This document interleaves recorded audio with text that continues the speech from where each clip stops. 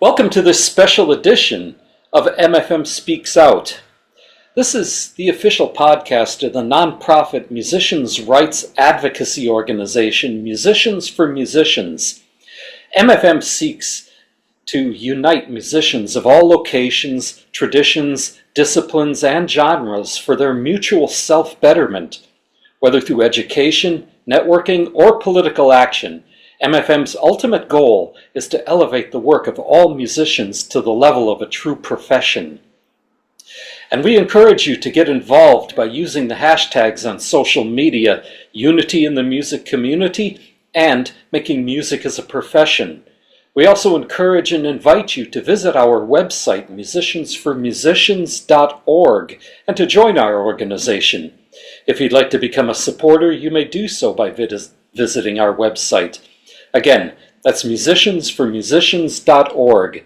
And I am your host, Dawood Kringle, in this special edition of MFM Speaks Out. First of all, it was the first time that we presented it in a video format. And second, I'm speaking with MFM's founder and president, Sarab Sadat Lajavardi, aka SoSaLa, and we're going to be discussing MFM's 10th anniversary. We have been in existence for 10 years, and we're looking back, and we're going to look ahead. Well, usually the guest says, "Thank you for having me." Well, I think this is more of a, not so much. Friends. Through MFM, really, Dawood, you and I, we really became friends and also music colleagues. And I mean, during these 10 years, you have been really around me. So my love and thank you very much for your good work. And I hope you will stay with me and MFM for another 10 years. And it's not easy to be for somebody like you who works for a radio station and being a touring and performing musician, a composer, also do the extra work for MFM. So I really appreciate that you got the extra time and energy to be on board. Well, you remember when you first started formulating the idea of MFM back in 2015, and you were looking at the state of the music scene in New York City, and the state of the music business in the United States, and you didn't like it, and you were right in not liking it. There was a lot of things wrong, and in addition to being a master musician and a master of other arts, you are by nature a warrior. Oh, there's a lot of ways to interpret that, but you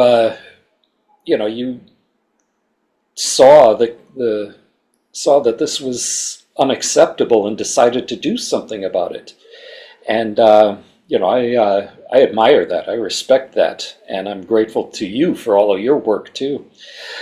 And you and I, started talking about this.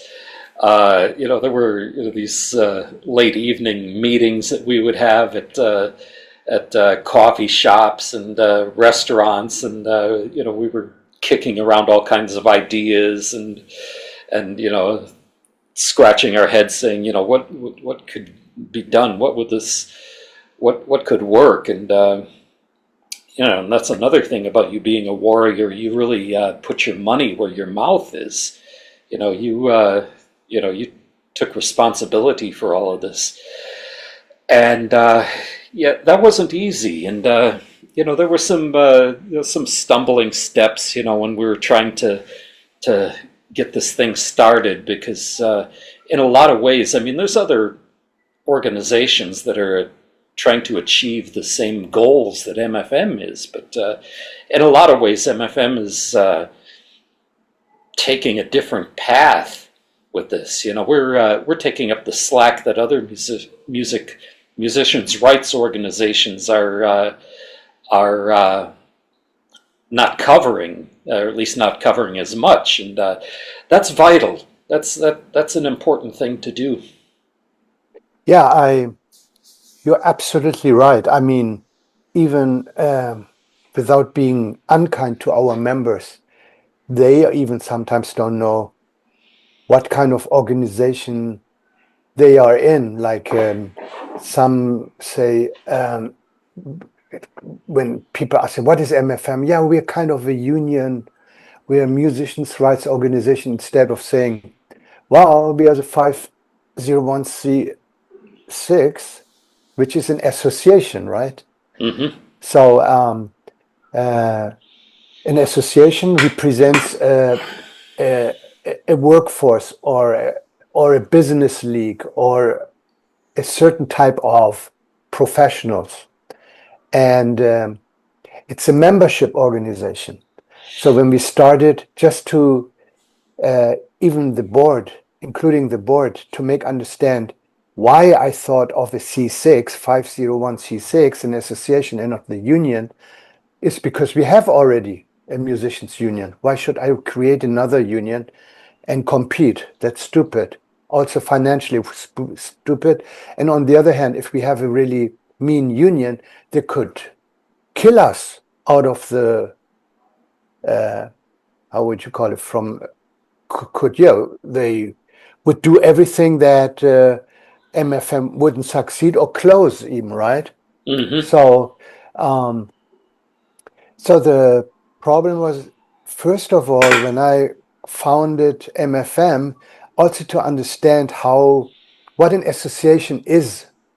And I wanted it to be an association because, as the name says, musicians for musicians, which is musicians take care of musicians, and musicians speak out on their behalf. So it's like we are really DIY, to do it yourself, independent. And only people who believe in MFM's mission would join. And then you remember we had a problem. The first problem was not even to understand what kind of status MFM has as an organization. Yes, it was non-profit. Yes, some people say even non-profit. Yeah, we are only non-profit because we are an association, because all the income we make through member dues, goes into the organization, into the membership, and it doesn't go out to a certain community. This is a C3. These are the real non-profit, right? So these are the things I even had to learn in the first year in order to share my new knowledge to my board members, and also to a couple of members. So then do you remember we had a problem? Should it be a due-paying organization, as a free or due-paying musicians organization? Yeah, I And remember that. it was actually, we had a really big kind of a conversation on our board when you were, and me and my wife, and I forgot his name. Whatever. When we were 4 people, that actually I wanted to start with membership dues, because I believe that when somebody pays into something, this person will be also committed and be part of that organization. Free, it's like everything you get for free. Usually it's not good quality somehow, or there's something behind it. I mean, if you buy a free application, after 1 week, you feel like, oh, I can't do this, blah, blah, blah. So then you start, oh, now I should buy a certain program of that application. Then you're willing to pay, right? Right. But with MFM, it was very tough to make musicians join based on free membership or dues. So we decided on the first board to give it for free for a year. And what happened is, as you remember, we got really many members. I mean, it was like, what, 150 or so? Mm-hmm. And then for we did it, I don't know exactly, but for 2 years. And then I decided, oh, the board, you were not at that board anymore No. because you left after a year because of your music career. And so you were very busy, but you stayed anyway as a contributor for the online magazine Doobie Doobie Doo New York. So when we decided to start with a $5 monthly payment, membership due payment, 150 left except of you. Suddenly people were not interested anymore. It was like, oh, so that was something I couldn't understand, that people have a problem to pay a membership fee in order to help the organization to work for them, you know? The Yeah. idea, do you remember that? Yeah, yeah, and it kind of And it kind of weeded. I really freaked out. I I couldn't remember that. Yeah, you didn't like that one bit, but no, not at but all. yeah, it came to the point where we realized that having to pay a membership fee, it motivated people to want to put some effort into getting an getting something back from that investment. I mean, that's just basic human nature. Right. And these were lessons learned. Because like we said earlier, this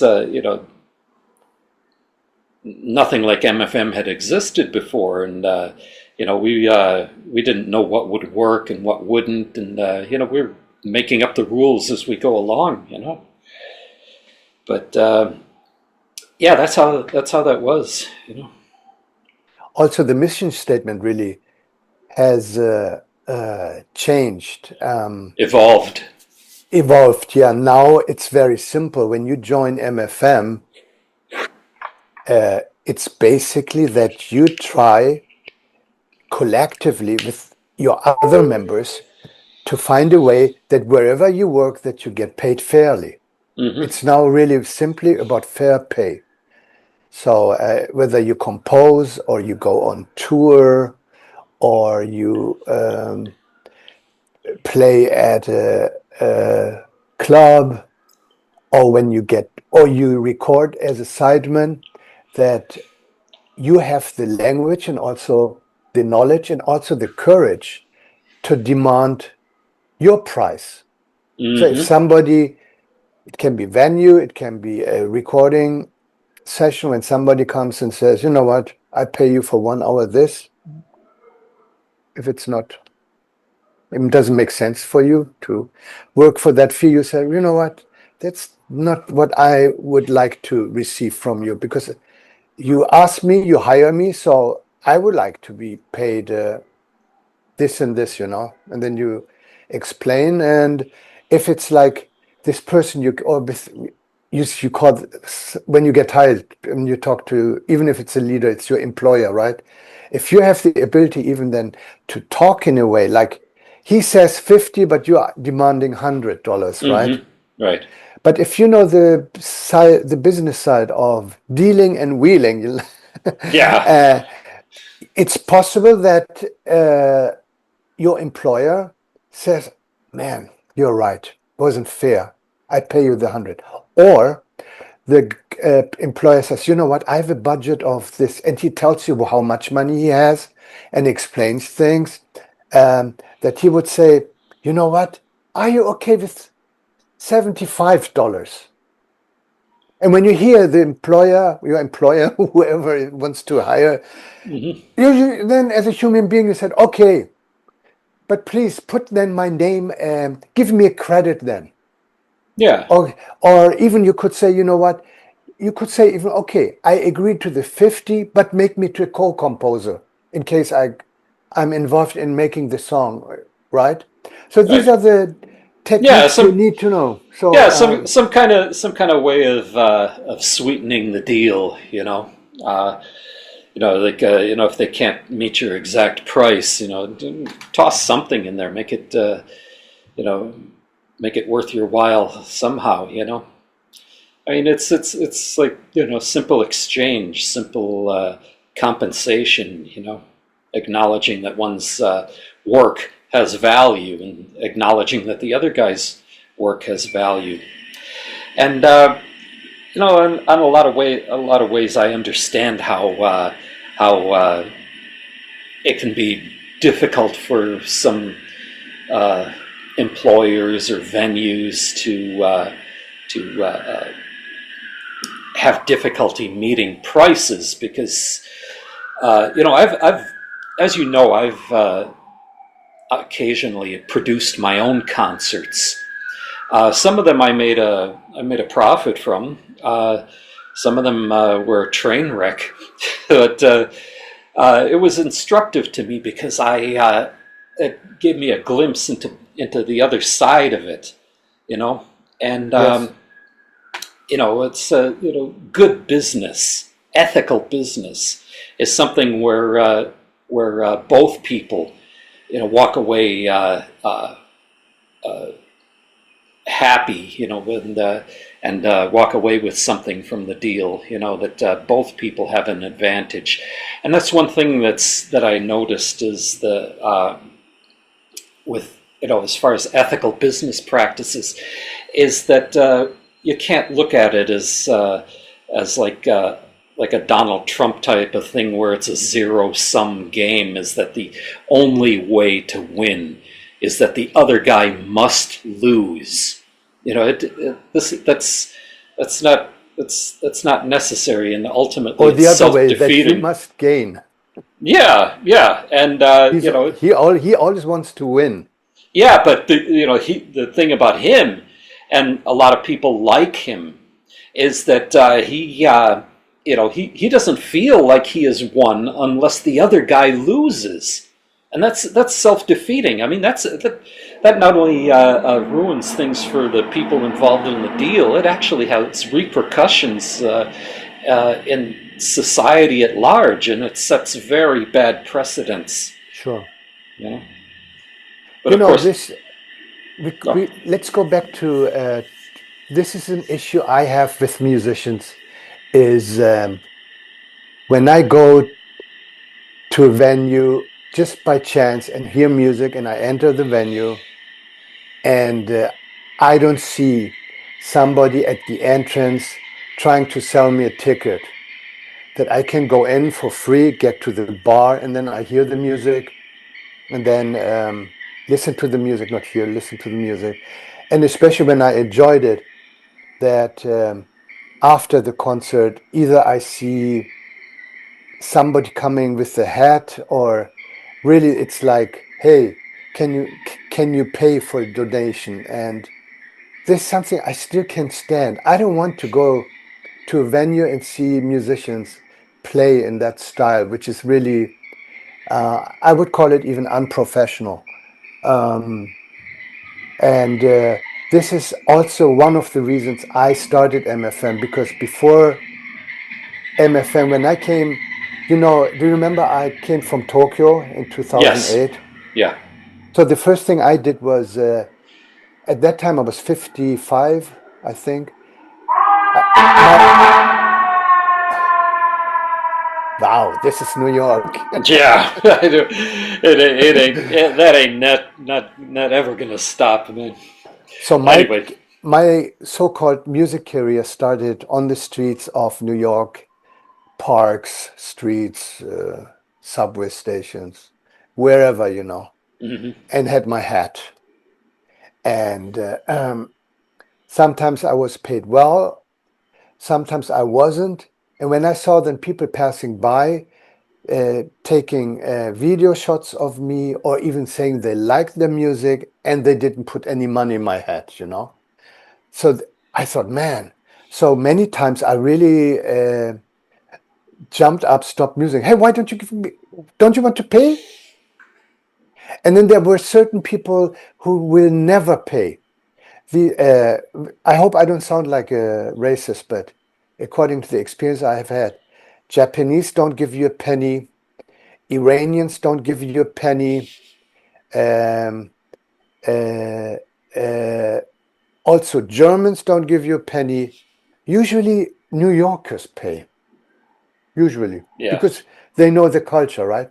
Right. So East Europeans don't pay, and I said, that's not. Israelis won't pay you. I Israelis will expect you to pay them. couldn't believe it. And then once I talked with another street musician, he said, Sorab, you know what? The reason why they don't pay is because you don't play any mainstream music.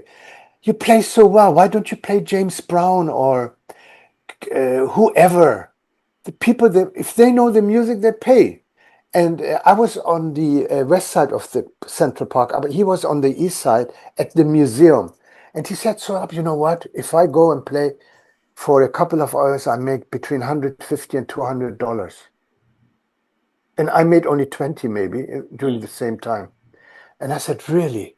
And you know what I did then? Ask him later was, um, so you make 200, or let's say even 100. So you make then $3,000 a month times 12 is 30, 36K, right? A year? Is it Yeah, I correct? think so. Yeah, my math is not so Okay, good, but yeah, whatever. So I'll I take your said, word for it. so I said, are you filing to the IRS? And he said, why should I? I said, well, don't you want that bridges should be maintained, that you want to save Amtrak? I don't know. Don't you want to share a little your income with the community, with New York City? And she said, doesn't matter. Why should I? And it's actually not so much. I said, it's a lot. It's a lot. If you make 36,000, I know of musicians who make even half of it or even less. So it's good money. And if it's he said, well, you know, in summer I make a lot, and then in winter because it's cold, not so much. So I try to balance. I said it doesn't matter. And then it was just before Obamacare started, and I asked him, No. are you insured? No, why should I be insured? I said, well, something could happen to you and then you can't play. So how do you make your income? You know what? I live in the moment. And I couldn't believe it. So then when Obamacare started and I met musicians, all the musicians I met at that time, they were complaining they don't have health insurance, or even if they're on the union, they don't make enough income in order to get a insurance plan from the union. So I said, well, it's not a problem. If you file to the IRS and you file that you are poor, you get Obamacare for free. And then they said, you're kidding. I said, no, I'm not kidding. The filing makes a lot of sense because you prove that you are working, but not enough, then you get the benefits. Or you must be so homeless as a musician that you get the benefits automatically anyway. But you as a professional musician, looking at you, you belong to the, let's say, middle class or lower middle class. So why don't you use an IRS filing to get the Obamacare health insurance? And then you go to the doctor and fix your problems, right? So this is the issues I had in the beginning with musicians, that they don't have common sense, or they are not willing to learn things, or they make music to an art, call it art, and they want to keep it as an art. And then there are many of them also who don't really make much money. They have somebody who takes care of them. It can be girlfriend, if it's a guy, can be the boyfriend for a woman, I don't know. So they have their income coming from somebody else. And then, they make a story, oh, I make great music, without telling people that the financial support comes from somewhere, right? Right. So this is all that made me decide, man, I should organize musicians who are on the same page, who are understanding that there's no way out of the dark tunnel uh, without really collective action. So then I joined our musicians union, uh, I think it was in 2000, oh, 2013 maybe. Mm. I was going to say 12, but close Oh enough. yeah, okay. No, it's okay. So maybe 2012. And then I joined the union with the hope to find my comrades. Hmm. And then I got involved with the Justice Jazz Artist campaign. Um, Yeah, that was the turning point, I think, when, uh, yes, jazz for justice. I forget the exact name of it, but I remember that. That was the turning point. That was the seed for for the beginning of MFM. And you were working with them, and I remember that there was this thing happening where the it's called jazz. Justice for Jazz Artists. That's it. Thank you. Senior moment here. But remember, there was a whole controversy that was going on that the musicians union had I think it was the musicians union had negotiated this deal between the jazz clubs, the main jazz clubs in New York, and the New York State Department of Taxation and Finance, where they would take a certain percentage of what they were paying the No, not take. It was that they would waive the yeah, waive tax on the ticket tax. sale. Right, that's it. Thank you. And That's as a exact. thank you, uh, They would they, take that and the, put it of into a the fund yeah, for no, yeah, right. They would pay then 2 or 3% of their revenue into the pension of the performing musicians, right? and every single jazz club reneged on their side of that deal. All of them, without exception, and yeah, that got a lot of people upset, man. Yeah, what happened is that uh, the union agreed with the six, especially the six major jazz clubs. It became law, but it became only law the waive side of the tax, waiving the tax. But Hmm. um, um, the governor at that time was this Potesk, I forgot this name, Potesky Yeah, or yeah, I whoever. forget. Yeah. He decided not to get the demand that the venues pay a certain percentage into the pension fund. He didn't because it's a he said it's undemocratic even he said. Yeah, he said it's he doesn't have the power to tell venues how to spend their money. And that was a shocker for the union. And the union had to decide then, should we forget the bill and say, okay, we give up, or go and make it to a law that at least the venues get their tax waived? And then we talk to them again. And then when they started to talk to them, nothing happened. They were ignored. And the conversation didn't go through from person to person conversation through emails. And then waiting 1 month, 2 months, 6 months, 1 year. By now, none of the uh, venues responded. Yeah. So the Blue Note, Village Vanguard, Birdland, all these clubs. Mm, mm, mm. And they make so much money now. But the only thing they do now is because they got this tax waived, sometimes they are willing to do like uh, maybe they raised a little their musician's fee or so because it doesn't look good if you just take the money, right? Or they do special midnight sessions for younger musicians like the Blue Note did, Hmm. and pay them like $500 or so as a guarantee. So yeah, so that's the problem that it was the union, and that was where I really got angry with the union, and I came with other ideas, and then they said, you know what, Saurabh, your ideas are too extreme. It doesn't match to our ideas. It sounds even socialistic. And I said, okay. And then the president at that time said, you know what? Why don't you do your activism outside of the union? I approve it.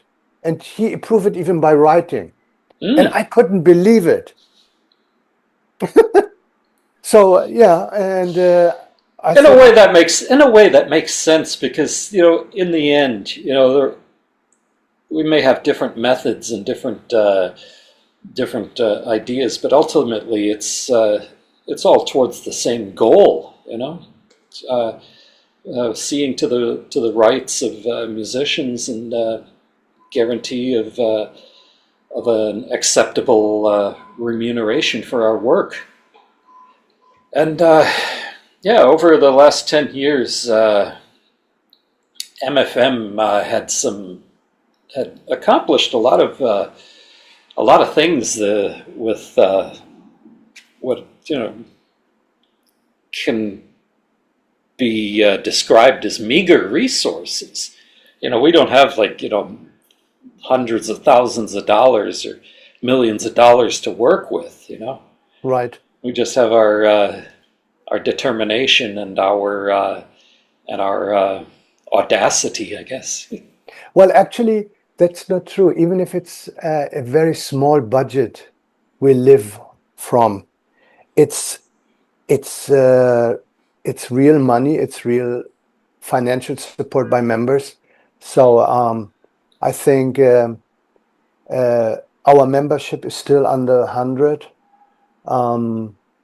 But still, we are core. The board is great, especially since COVID. We got really even better.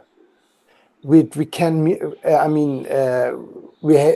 couldn't continue our in-person meetings, so everything switched to Zoom. But actually, with the pandemic and so, we got even closer to each other. And everything works now actually good for us. We do everything almost. We still continue Zoom, from the webinars to the workshops to the panel discussions, and it works fine. So which means that we don't really need a place to rent to do these meetings. I do sometimes miss those face-to-face gatherings.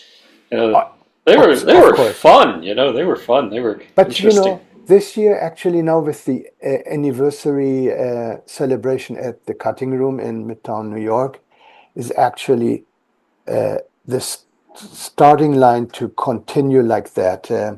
Do you remember where you played at that record store called Catalyst? Catalyst. Yes, that was my book signing event, and you were so gracious to show up. I know. Well, Facebook told me to go.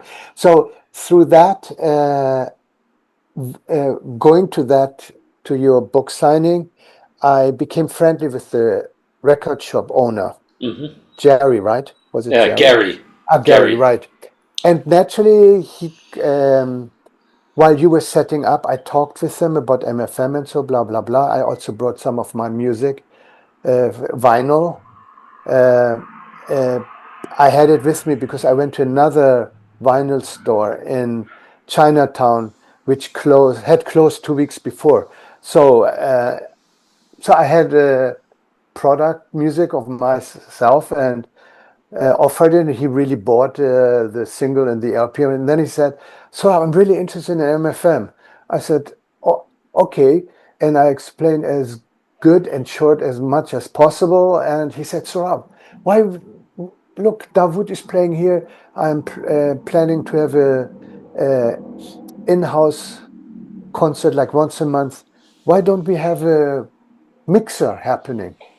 So I said, oh, that's a great idea. And we decided to have in December our mixer. So if that works fine, It's even possible with you as the first MFM member that other MFM members could play at that store, you know.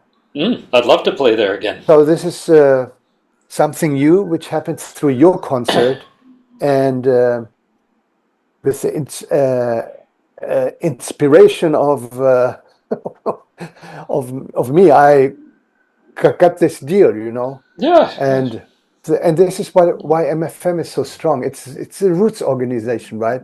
And we are very fast in all things we do, like in improvisation. So that makes us maybe also sexy looking in the music scene here in New York. On one hand, people like us because MFM speaks openly about everything, and we are very critical, but we are also an organization who wants to collaborate, which means we have to listen then to others as well, so that we come on the same page. And we are also an organization that wants to make really real change. It doesn't matter if it's big or small, something must happen. If nothing happening, people will leave or they try to complain, and then the image of the organization gets really down the hill. So COVID gave us the power to be more concerned. We had a great board member in with Keith Levinson who helped members to get the benefit. What was it called? The pandemic. The $600 per month, right?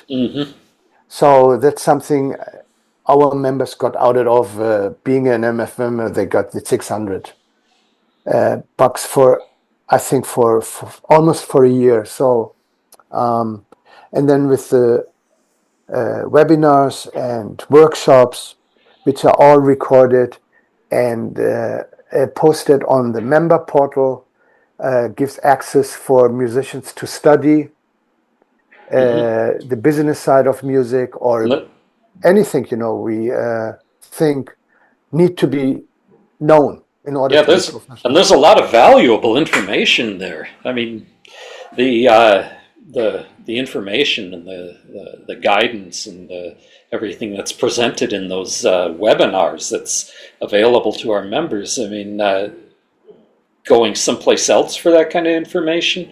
I mean, you know, you could probably sift through the internet, but if you went to another source, that says, okay, I got this information, here. I mean, what are you going to pay for that? I mean, speaking for myself, I did try to contribute what I could to MFM, but I got a lot out of it. I profited from MFM, and I got no problem saying that because, if I can do it, anybody can do it, I try to give something and I get something from it, we all win. Yeah, I mean, a good example is in 2024 when our Australian member Kina Wilkins came, and we collectively organized gigs here in New York, got her on MFM Speaks Out podcast. She even recorded 2 jam sessions, which were released as a CD later, a year later. So you played on that, didn't you? Yeah. Yes, I did. Yes. Yeah. Where were you at that time? Nobody told me that I think that you guys recorded it before that show that we did at the Brooklyn Williamsburg Music Gallery. Right. And she didn't know who I was, so yeah, she never asked me. In fact, she and I were talking about it, and she says, "Wow, if I knew, who you were and what you were doing, I would have had you playing on that." And I said, "Oh gosh, darn it, maybe next time." I think the other reason was that where we did the jam sessions, one was in the musician building on 48th Street and 6th or 7th Avenue. It's a big building, very old building, full of studios. It's called the Musicians Oh, Building. the music. What, the music building? Ah, the music building. Yeah, Yes. that's 8th Avenue between 38th and 39th. That's what I'm Okay. talking about. Oh man. Yes. Oh, I remember that And place from the so, 80s. But that's another story. one of our Chris Colucci, one of our MFM members, had a studio there. So he offered his studio for the jam session, and automatically he likes to record, so he recorded as well. And the other one was with Michael Walsh. At that time, our vice president's president, also an MFM member, who had a studio on in Times Square, like also between 8th and 9th Avenue. So it was a small studio. So I think because of the number and the short notice of her coming, unfortunately, you were not involved. That's what I'm trying to say. I would have liked to, but well, what are you going to do? But yeah, it worked out very nicely, nonetheless. And yeah, there was other things. I think that the legislation that MFM had endorsed, the Heroes Act. That we'd actually been active in supporting legislation that creates advantages for professional musicians, which is another very important function for musicians. But Yeah, we were. I mean, we together we went even to the city hall and supported the Freelance Isn't Free Act. And I remember that. Yeah, and I gave the testimony, and you were recording it on an iPhone. yeah, I remember that. And Yeah, actually, this act became law. So it was with the New York City Council Committee on Consumers Affairs, I think. So yeah, we did. We also were kind of supporters of the Music Modernization Act yeah. in 2019, I think it was, and then the Case Act. Then so many acts. It's like now we are supporting the American Fairness Music Act, which it's targeted at Terrestrial radio, radio isn't it? stations that they pay Yes. royalties to feature artists, which is not happening. Only songwriters get paid. So I know. In fact, there's something that you mentioned earlier that I work in radio.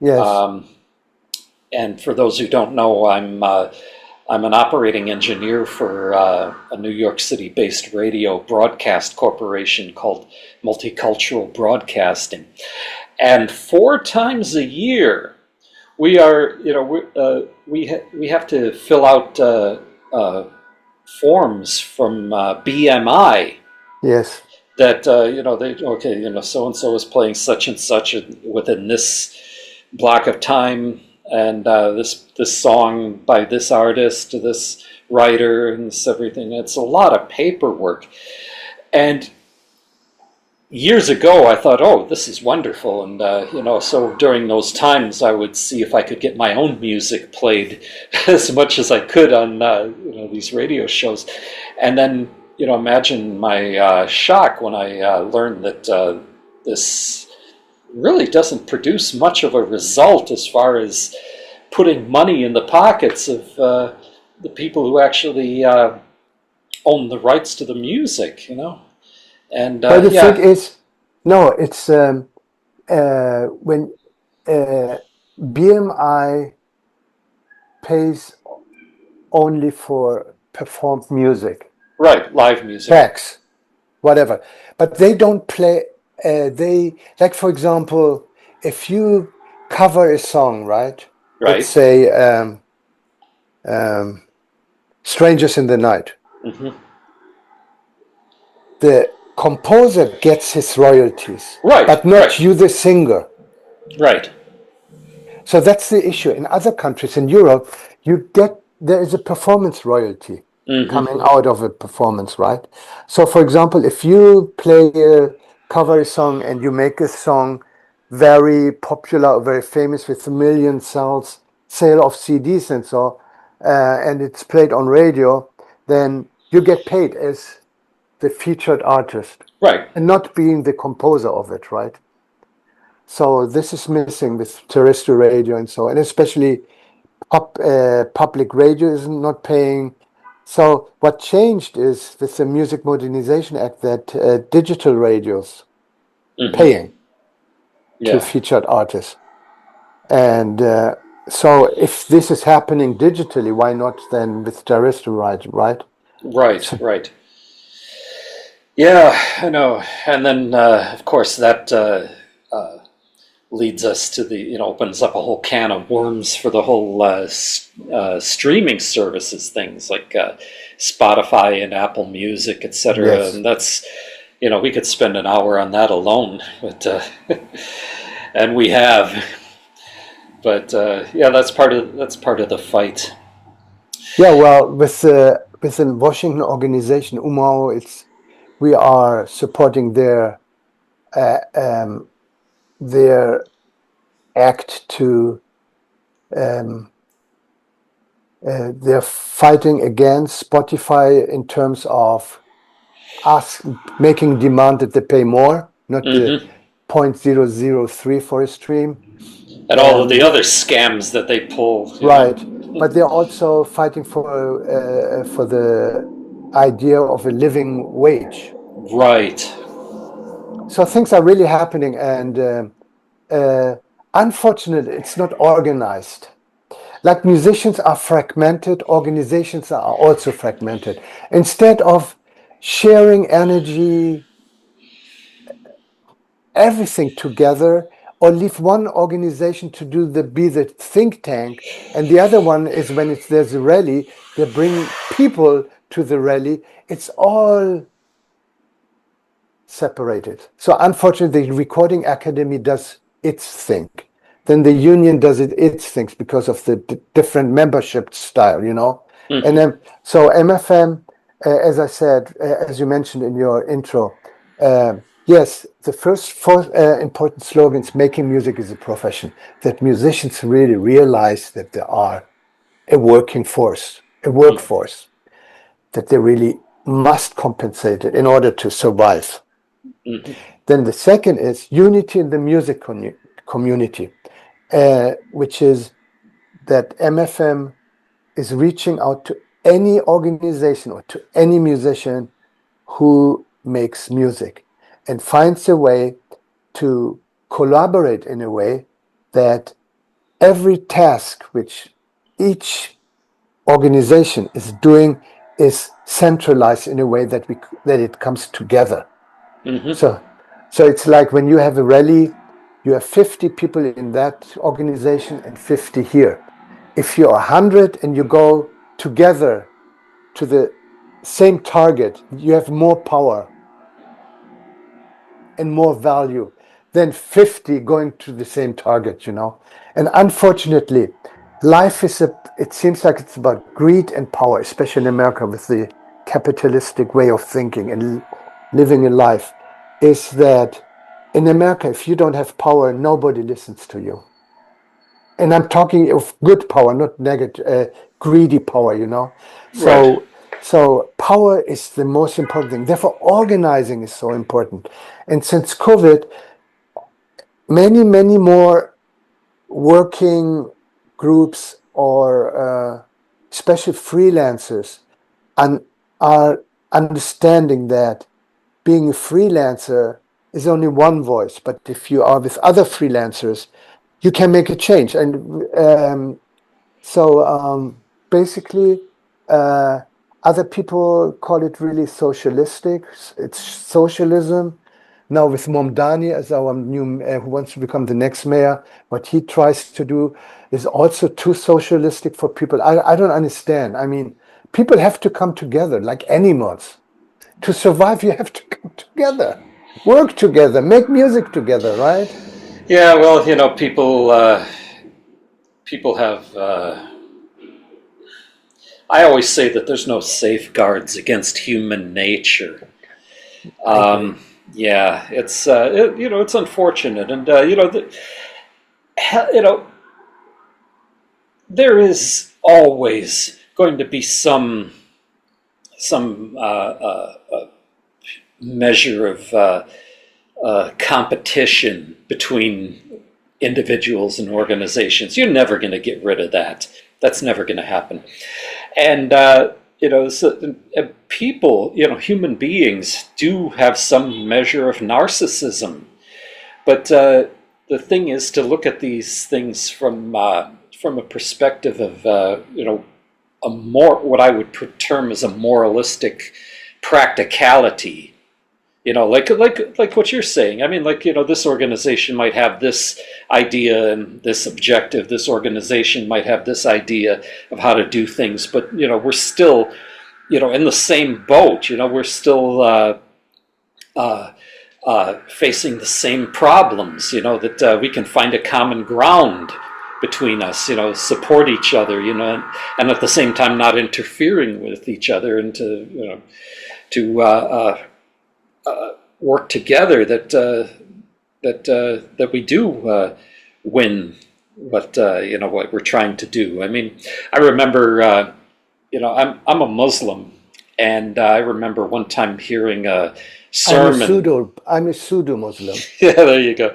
Well, anyway, I remember hearing a sermon at Friday Juma services once from a long time ago from a Bosnian Muslim, and at the time there was all kinds of war happening in Bosnia, and he was saying that out on the streets, people were getting killed, and women were being violated, and children were starving, and their houses were being bombed, and the men were in the mosques arguing about what the Sharia determines is the proper length for a man's beard. It's a matter of priorities. You don't I'm also a unrepentant Star Trek fan, and there's an old Klingon saying. Only a fool fights in a burning house. So yeah, I mean, there's we do have there's always a potential for us to work together and support each other without tearing each other down or getting caught up in arguments about minutia. I'm not a socialist myself, but I'm neither left nor right. It is my own personal political beliefs are so arcane. There's no name for it in English, but I see the value of working with individuals. And but so, what?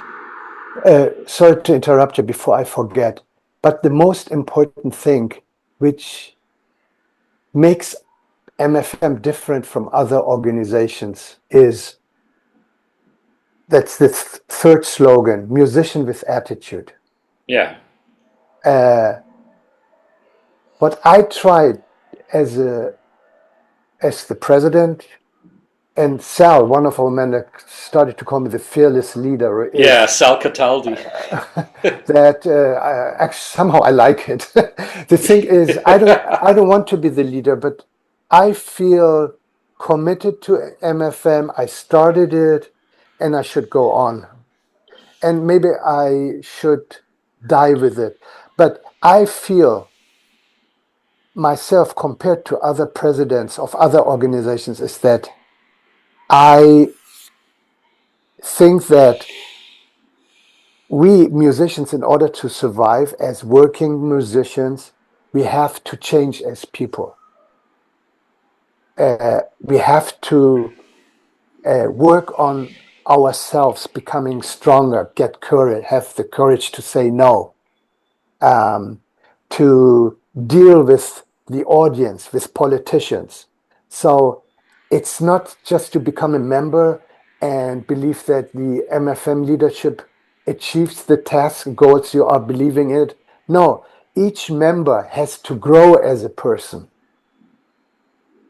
And this is what really good musicianship is about. Coltrane said, John Coltrane said, I want to be a positive force in music. That's exactly what MFM wants to achieve. And I started it by myself. Like, for example, every time when I play, I tell you guys how much I demand. I say, I don't play for $30 or less at the venue. It must be $30. Or that I say, when for example, when I play at Summer Stage and the Summer Stage organization, it's a free concert. If I make a flyer, I say, yes, it's a free concert, but I get paid. So that the people who come to the Summer Stage and see me, called SoSaLa, know Sorab is not playing for free. He respects himself so much and his music that he wants, and he gets compensated. So in order to be able to do that, you have to change as a person. You have to, it's a character thing, you know. So I hope that our members grow even as people, that they, when they are in when they are outside of MFM, when they're on stage or so, that they look already different from other musicians, right? Through their charisma, through their attitude. And some people even, you know, when I went to concerts, I happen to say really to the audience, hey, why don't you pay? Music has value. And Spotify is telling, and all the other DSPs, digital service providers, they devalue our music almost to zero. So in order to fight it, it's not enough to have a gun and kill that person or that organization or that idea. You have to have the courage to use your finger, you know, to make a change. So I think that's the biggest difference of MFM and other organizations. I've never heard that the president of somebody talked about it. Hey man, if you want to achieve something with us, you must change your attitude. Because in America, you don't like to be critical to others, because it can go into racism issues and so. I don't have a problem with that. I'm talking about difference and not racism, right? So if somebody is wrong at MFM, people tell you you're wrong. And it's especially for younger musicians who play for free or for nothing, for a low fee, right? And also to tell younger musicians not to do that. You need courage. Because they will say, why shouldn't I? You can't stop me. You don't have the right to tell me even that I should play for more money, right? So so it's really a character thing. I think all musicians' rights organizations are going or are on a, I call it a civil movement. If we want to survive as musicians, things really need to be done and said, that the public, the consumers, hear from us that music has value. We are the only people who can convince them. If we can convince the Spotify subscribers or the YouTube subscribers to stop for 1 month or 2 months or 6 months, nothing will change, because the only way to make music valuable is to let the exploiters know that if they don't treat us with respect, they lose money. Yeah, you know, that's, I remember Ken Hatfield, one of our prominent members, and a brilliant man, master guitarist. He was talking about how, you know, these streaming services and whatnot are essentially offering the music that people want to hear, offering it to them for free. And how do you compete with free, which, you know, I mean, you know, it points to what you're saying about musicians changing, you know, their attitudes. And perhaps it also brings up the idea of musicians changing the business models that we operate under, and the way that we present our music, you know, to present it to people as something that they want, but at the same time that it's something that they can't get anywhere else but through us. And in fact, I saw on the uh, some uh, uh, some music website. There was an editorial of by this musician whose name escapes my memory. Another senior moment. He said I took all of my music off of all social media and all streaming platforms. If you want to hear my music, you have to come right directly to me. And maybe I'm not sure. I'm not saying that I would that I'm going to take all my videos off of my YouTube channel or all of the posts off my Instagram, but in a way, he's got a point.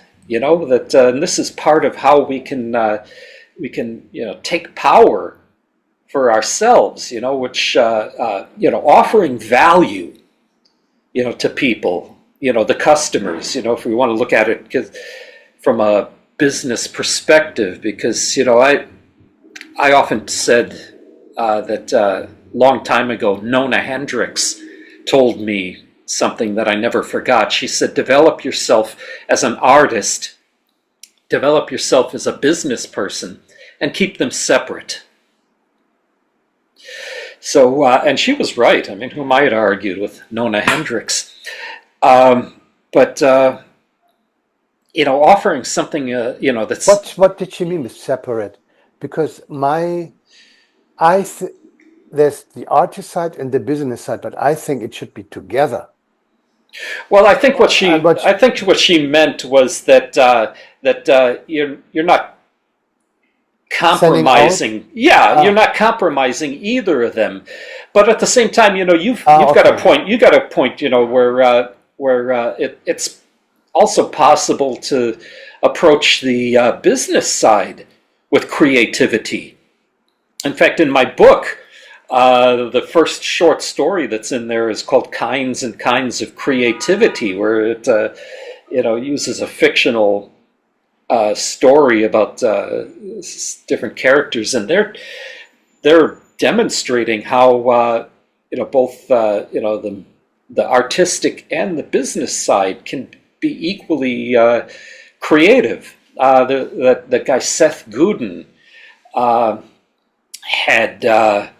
had written a book called "Your Music and People," where he was expanding on that idea that business can be creative as well. Um, but and in light of that, uh,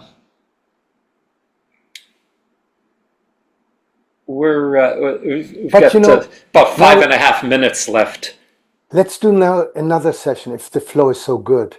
Yeah. Uh, the problem, another problem we have musicians is we have actually, I call them the 1% musicians, which are let's say, the good selling, famous musicians who make really much money. They have also a voice. Hmm. And even if they don't have a voice, they could have a voice. Then we have the upper middle class musicians who are uh, independent in terms of they have their own publishers or there are other publishers, they have their own booking agency, everything is covered. They can concentrate on the music and they have the team around them, right?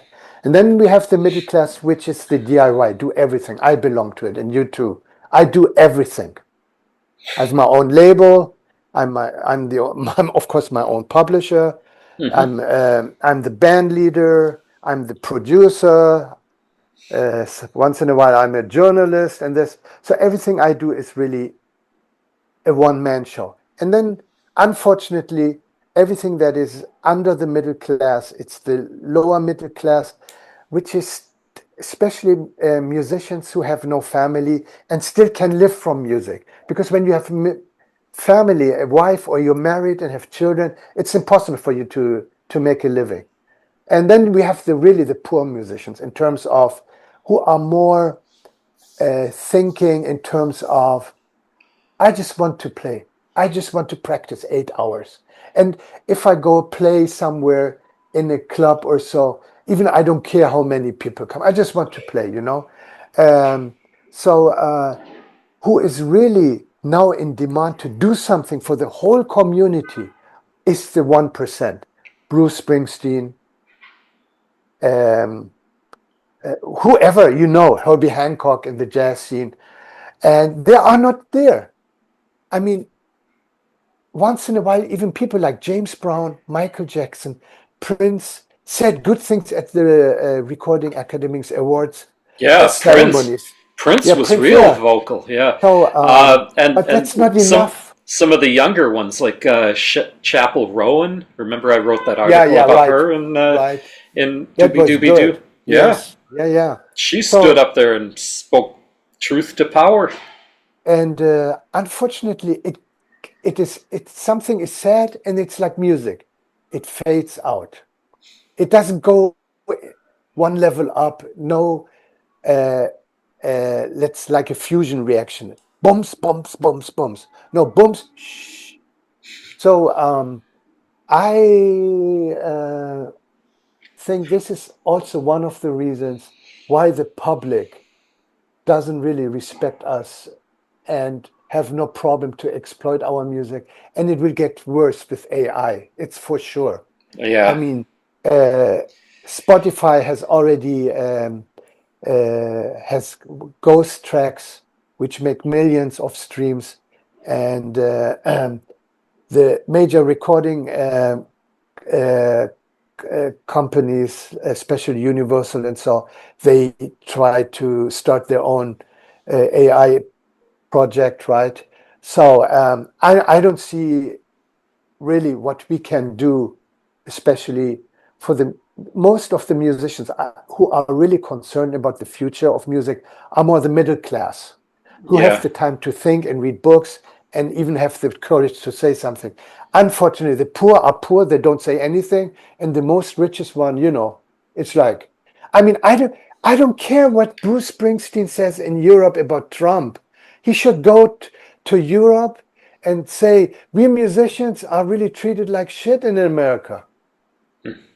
In this, because European countries pay better and have more respect for music than here in America, right? yeah. You talked about changing of attitudes, and you're right.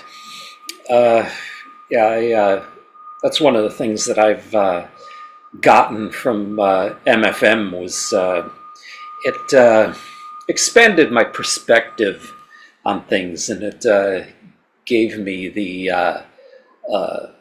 not only knowledge about how things work, how things can be done, but also gave me the attitude to to try new things. I mean, you know me. I mean, I sometimes experiment with different business things, and sometimes it works, sometimes it doesn't. I have bad ideas just like anybody else. But let's, if we could indulge ourselves in some just really wild thinking here. Some what scientists would call back of the envelope stuff. Where they grab an envelope and say, okay, let's try this. It's crazy. Build a Starship Enterprise or something. If you could build a business, that for music-based business that covers all of the, at least most Expenses. of the need. Well, yeah, most of the needs of musicians. How and at the same time could stand up to all of these things like Spotify and the rise of the misuse of AI. Because I do believe that AI is useful if it's used right, but Like everything. like everything, But if we could have, if we could start some kind of business model or corporation or whatever you want to do, what could we do? I don't know. What do you think? Well, some of the things I've already said is that the do-it-yourself philosophy works very well at this time, which means whatever you do should be you, whatever you own should belong to you, and you are the only person who let anybody use your work. So, for example, Spotify is really trying not to pay more with the new subscription policy. They started that when you subscribe for bundles. Right. Yeah, So, bundles. and the other thing is, you get only paid any royalty after 1,000 streams a year. Right. So in my case, I never cared about Spotify, for example, and I don't care how many people stream it. Why? Because as a musician, I love to tour. I love to play in front of people. And I love to sell, if it's a CD, directly to my fans or to the consumers. So I don't want to depend on Spotify. And I don't believe that if my music is on Spotify, that somebody in a village in China will find me, become And my suddenly fan. say, Eureka, Yeah, there he is, right. I love this guy. Right. So for me, it's very basic. It's like whatever I can do to cover my expenses and can buy a nice dress for my wife, I do that. So I sell my CDs for $50 from my website. I'm not going to sell them on iTunes like on $9.99, or sometimes you can sell it on Bandcamp like by $13. I don't know. There's a limit for them. There's a limit too. So if I have music on other apps like Reverb Nation or CD Baby, and so I still have my website because I don't trust these apps. They can break down anytime. Right. And then I have a website too. That's the most important thing. Then I can only live from music if I know I have people who buy it. So if I don't expose myself to the public, then you can do whatever you want. You can't sell. So this is where the attitude aspect is in it, right? Mm-hmm. So that you are actually 24 hours music, 24 hours musicians and business man. And if you know that when you put something out in America, it's always safe to register the track to the Copyright Office, do it. Absolutely. And if you have the time, read terms and services of applications. Maybe you see already something that you don't like. Don't register. Don't give them your music, you know? So there should be a will to really to manage oneself business-like. And we have good examples. I mean, the best example I always can think of is Frank Zappa. Yeah. He did it. He did everything. He even went for free speech to the... testified before Congress. Yes, DC. For the, the he's Parents Musical Resource Organization, right. Or whatever it was. But, he spoke truth to power, and you're right. You're right. In fact, so you brought up a good point with the terms of service. My last album, The Power and the Longing, I went to disc makers to print up, first 100 copies of the physical CDs, and part of the deal.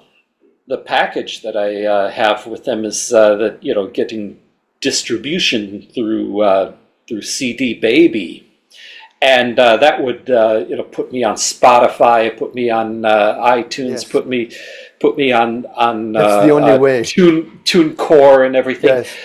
And but I started hearing some things about the terms of service. It was actually on a Instagram post by this woman, Crystal Delgado, who it's a top music attorney, who she's been very active in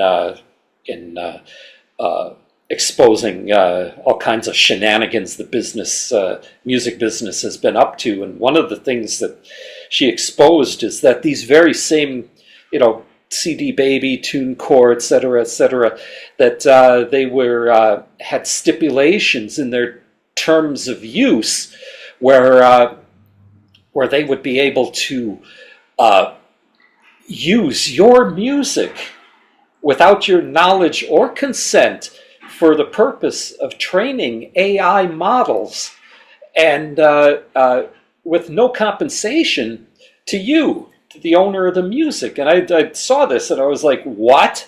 And I researched this, and you recall I wrote an article about this. Yes. In Doobie Doobie Doo, and so from that point on, they don't get my music. So yeah, you're right. The whole do-it-yourself thing is definitely the way to go. Another problem is what I would say is, if you know that you are exploited and you can take it without losing your self-respect as a musician and as an artist, then you can do it for a while. I would say that especially for younger musicians, if they want to be really on Spotify, they have to use CD Baby. But as far as they even know that CD Baby sends it out, as you said, to other platforms without any responsibility, because all these other platforms are training their AIs with the music they get from CD Baby, right? Right. So if you know that, and you still think, okay, in the beginning, yeah, okay, but when you know you're losing money, you have to stop it. So it's a question of also being streetwise. Right. So I think it's not even a good advice to say that. I prefer to have Robin Hoods or Muhammad Ali's around me who say, I punch whenever I want, and if somebody doesn't listen, I punch him in his face. In music, it's a delicate situation, because you have to deal with people you don't know, can't talk to, you can't even force them through by law, or even if you sue them, you don't have enough money to pay your lawyer. Then, though we have the Case Act that if something goes wrong, you can have a small court possibility. But what corporation would go to a small court to fix a problem which is so small for them that makes no sense, So yeah, in my book, I know I'm plugging my book again, but in my book there was a short story that you might recall called Chatbot. It's a science fiction story where it started in 2042, where there was a musician who was having some interesting dealings with his AI assistant. And in that story, I extrapolated the existence of a musicians' organization that operated as a nonprofit corporation that was owned collectively by its members, that had legal departments, had independent distribution, had its own streaming services, and booking agents, dealings with music venues, etc., and that it brought all of this under one umbrella. And of course, I mean, I was writing a fiction story, so I can write anything I want and make it sound plausible. But I wonder if something like that could exist, or it could be started. I mean, maybe that would be eventually the next inevitable step that organizations like us and others that we're working with, Jazz in the Neighborhood, might need to take in order to be able to stand up to the power of the music business. I don't know.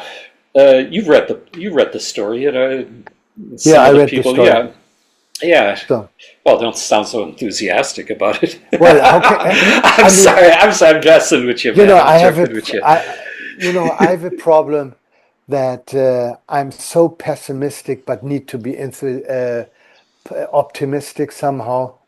Um, uh, as you said, it's the whole issue is a moral issue. When you say somebody creates something and it has no value, that's immoral. It can be a musician, it can be a writer, it can be a plumber, whoever. Right. So, as you said, it's a moral question, and if the moral question stays as bad as it is, that that almost all consumers on planet think that music is for free. In Africa, we have the problem when somebody releases new music, it will be copied on cassettes, and Bootlegged. Yeah, I was talking. bootleg. I was talking to some friends of mine at in the music and media business in Senegal and in the Senegalese community in the United States. They were telling me that bootlegging is completely out of control. It is. And I mean, we had a great uh, uh, talk about Fela Kuti last year, where we had so many people who worked with Fela Kuti, Hmm. the Nigerian music activist, composer, band leader. Hmm. Uh, and he was exactly what I hope that Africans would become, especially young musicians. And he was absolutely radical. He did what he did, and he said what he said. Yeah. And his music was also very uh, uh, kind of even accessible. The message were there. It was complete. He did complete. I call it complete music. Hmm. And this is another way for taking a role in communal activities. Musicians are now in the best position to speak for their communities. And if you speak for a community, they will pay you. At least they will bring you rice, bread, or whatever, because they need you to speak for them. Hmm. So each musician who has no message in his music has no way to sell. Of course, there still will be musicians who make music at home or at the toilet or wherever and get it on Spotify and then it gets viral. They're still there. I mean, uh, but what I mean is essential music which speaks for the people. It's about speaking about life, to be even kind of a leader. People like Frank Zappa, especially. I like Frank Zappa as a person, Hmm. or even James Brown did a lot. Yeah. Then Jimi Hendrix's later stuff. You listen to stuff yeah, to songs like but he wasn't a spokesman. I never heard him. Only again when he was against the Vietnam War, of well, course. and then but then you get that song Straight Ahead. You listen to the lyrics of that. Ah, okay, good. Yeah, Yeah, but yeah. I mean, really, people who already Power go of out, Soul. Yeah. like I mean, like in the punk scene, with the Sex Pistols or so. I mean, we need punchy music. We have to surprise the public. that they really listen and get interested into what we are saying or agreeing to that, you know. So Bob Dylan, you know, Bob Dylan, when you listen to his interviews, he speaks so quiet. He says things that make no more sense. But his music had a message, and still it works. What he's saying makes sense. And then he's asked, "How could you make these lyrics?" He said, "I don't know. It just happened." Yeah. And then But in you the know, hip hop community, you get people. I know I'm of dating course, myself when I mention Public Enemy. I mean, Public they Enemy, right? scared the hell out of everybody, man. And We then, need them. We need yeah, all these, but you know, they fade out, fade. It's not continuing. I mean, we have still Patti Smith. She's as a poetess, and musician. She's still active. Um, so, but it's not enough. I mean, all we musicians really have to organize, and this is what MFM is about. It hmm doesn't matter even you don't have to be a member of MFM. As far as you're a member of the AFM, the musicians organization, or Music Workers Alliance, whatever, it doesn't matter. As far we have people in organizations and we know how to reach out to them and collaborate and get on the street or boycott things. I mean, this is what is needed now. and getting back to what I was suggesting about this radical new business model where Yes, we would build something. I can't help but recall something that's in American history that not many people know about. Um, is that there was a time where when Abraham Lincoln was the president of the United States, he set up a government service where credit would be issued, loans, credit, yes, uh, that was completely nonprofit. It functioned as a public utility. hmm, And of course, after his assassination, that fell apart, and the banking corporations that I existed didn't at the know that. time. Yeah, yeah, they're not going to teach you that in the public schools either. In fact, they're not going to teach you much of anything. But I digress. Uh, I keep thinking that maybe it's you know maybe that this kind of thing, where a radical business model that musicians, taking what you're saying about organizing and changing the attitude, and then taking that to the next step, where we're not only a social movement, but an economic power that at at the very least that the corporations like Spotify and the rest of them, they have to deal with us not as a bunch of radicals in the street, screaming and shaking our fists in the air, or a bunch of people with standing there with our hats in our hands. That that we are a Mhm. power to be reckoned with, and that we approach each other as equals. That's another thing we're lacking. I don't Yes. know. What do I know? I'm just Dawood. Well, What do I know? let's say this. Actually, when I talked, you just mentioned before Ken Hatfield. Ken really said it in the right way. He says that we can only achieve things or make changes or can improve things if we uh, make corporations lose income. This means like subscribers cancel the subscription for 1 year or so. That's hmm the only way that they will listen to us. So, which again, it shows again, it's a moral thing, it's an attitude thing, character thing. So if people, That's the foundation.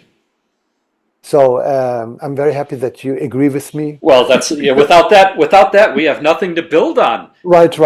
right? So this is, but I still want to continue with you with MFM, And I hope that the celebration party at Cutting Room on September 5th brings all the people together who are in MFM or are supporting MFM from outside, realizing that a real party together is not just enjoyment, it's also kind of a friendship. And friendship among musicians is a rare thing because many musicians don't make money, they run from one gig to the other gig. So after a gig, there's no way to talk to each other about the gig or share it or buy a drink for somebody. It's like, I must go home or I must go to the next gig, right? Or I'm tired, I Or don't I'm feel like tired. stay out. Right. So I hope that also as people, we become more humane and appreciate each other's existence as people and as musicians. So yeah, it sounds like MFM is a church or so, but it's not a church. I'm talking about common sense. What succeeded all the 100,000 of years is actually love to your job, love to your art, love to your people. And love means that you are really interested in that person. You are willing to listen, to ask questions, to share pain, to help out, And if this happens, I think there's still a way that we can survive. We don't have to go on a Tesla rocket to Mars to start a new civilization there. I mean, it's ridiculous just to think about it, that a man who's so rich and so powerful comes up with this image of a future. Well, that's, I'm all for space exploration. In fact, I follow space exploration like some people follow sports, but colonizing Mars. Well, that's a whole other discussion. But yeah, of course. Yeah, I know.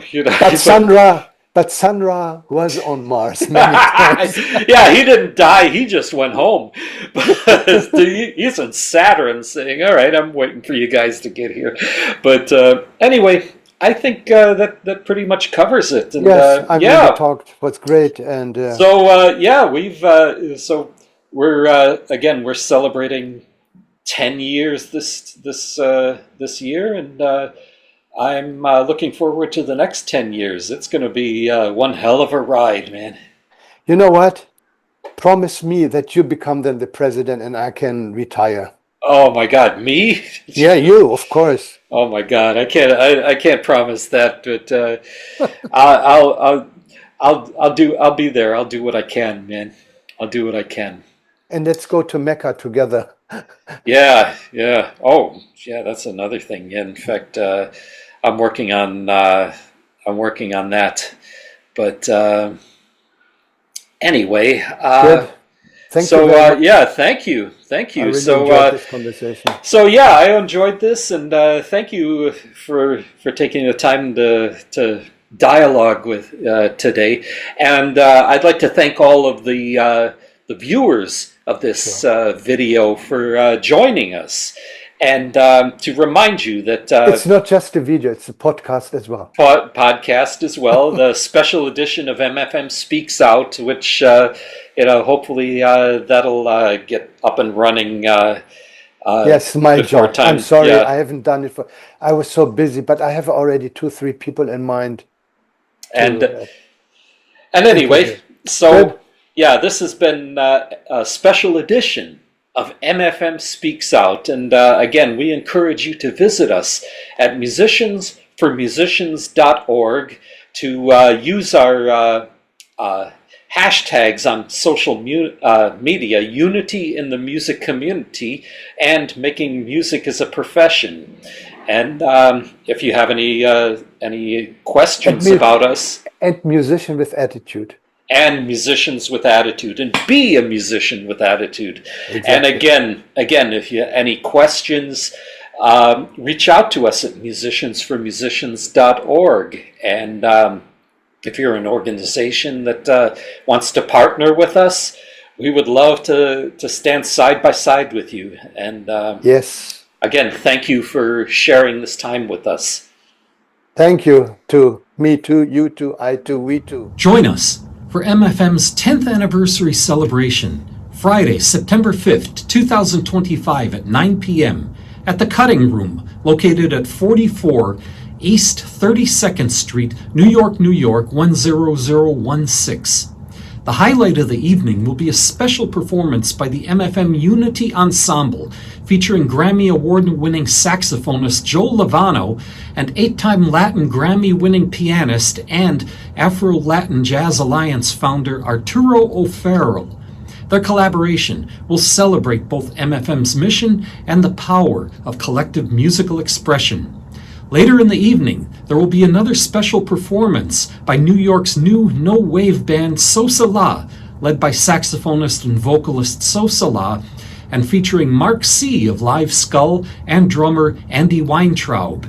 The event will also include remarks from MFM board members, advisory committee representatives, and video tributes from supporters like NEA Jazz Master Dave Liebman, Jazz in the Neighborhood founder Mario Guarneri, and legendary bassist Steve Swallow.